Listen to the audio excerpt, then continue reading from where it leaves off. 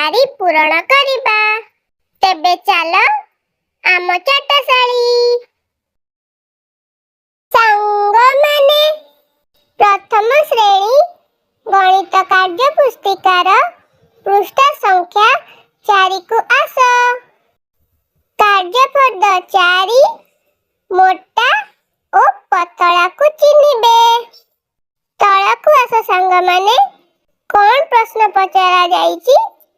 ପ୍ରତ୍ୟେକ ଯୋଡ଼ି ଚିତ୍ରରେ ଯେଉଁଟି ମୋଟା ସେଥିରେ ଠିକ୍ ଚିହ୍ନ ଦିଅ। ସାଙ୍ଗମାନେ, ତଳେ କେତୋଟି ବାକ୍ସ ଭିତରେ 2ଟି ଲେଖା ଚିତ୍ର ରହିଛି, ଯେଉଁଥିରେ ଗୋଟିଏ ମୋଟା ଆଉ ଗୋଟେ ପତଳା ଚିତ୍ର। ଆମକୁ ମୋଟା ଚିତ୍ରଟିକୁ ଚିହ୍ନି ଠିକ୍ ଚିହ୍ନ ଦବାର ଅଛି। ସାଙ୍ଗମାନେ, ତୁମେମାନେ ମୋଟୁ ପତଲୁ ତ ଦେଖିଥିବ। ସେଥିରେ ଯେମିତି ମୋଟୁ ମୋଟା, ପତଲୁ ପତଳା, ସେମିତି ଏହି ଚିତ୍ର ମଧ୍ୟରେ ଗୋଟିଏ ମୋଟା ଆଉ ଗୋଟେ ପତଳା। ଆମକୁ ମୋଟା ଚିତ୍ରଟିକୁ ଚିହ୍ନି ଏଥିରେ ଠିକ୍ ଚିହ୍ନ ଦବାର ଅଛି। ଏଥର ଘ ବାକ୍ସକୁ ଆସ। ଏହି ବାକ୍ସରେ 2ଟି କୁକୁରର ଚିତ୍ର। ଗୋଟିଏ ମୋଟା କୁକୁର ଆଉ ଗୋଟେ ପତଳା କୁକୁର। ଚିହ୍ନିଲ ସାଙ୍ଗମାନେ, କୋଉଟା ମୋଟା କୁକୁର?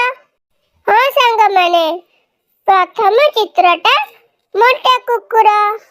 ତା ଉପରେ ଠିକ୍ ଚିହ୍ନ ଦିଅ।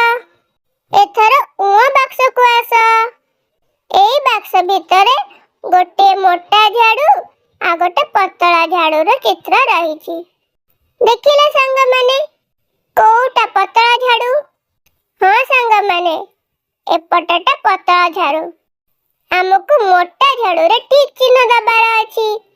ତାହେଲେ ଏପଟ ଚିତ୍ରରେ ଠିକ୍ ଚିହ୍ନ ଦିଅ। ସାଙ୍ଗମାନେ, ଏଥର ତଳକୁ ଆସ ଚ ବାକ୍ସରେ। ଏହି ବାକ୍ସରେ ଗୋଟେ ମୋଟା ଦଉଡ଼ି ଆଉ ଗୋଟେ ପତଳା ଦଉଡ଼ି। ଦେଖିଲ, କହିଲ କୋଉଟା ମୋଟା ଦଉଡ଼ି?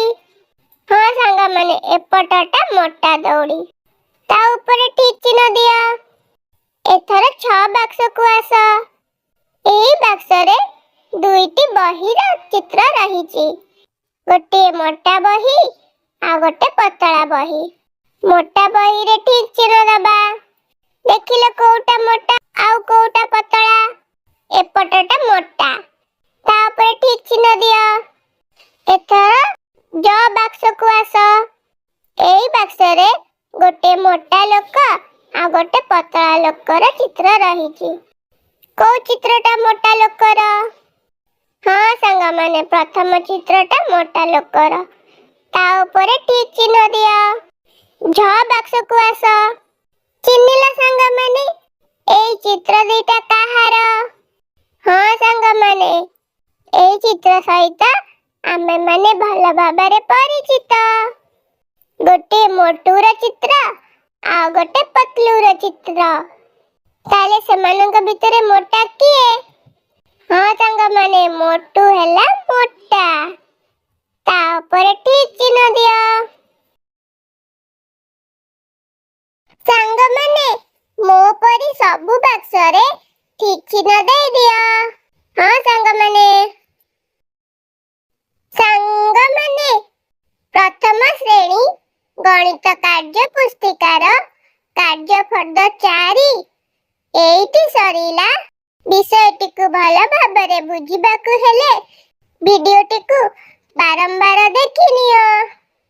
ଦେଖି ସାରିଲା ପରେ ଯାହା ଯାହା ଜାଣିଛ ମନେ ପକେଇ ଗୁରୁମା ବା ଗୁରୁଜୀଙ୍କୁ କହିଦବ।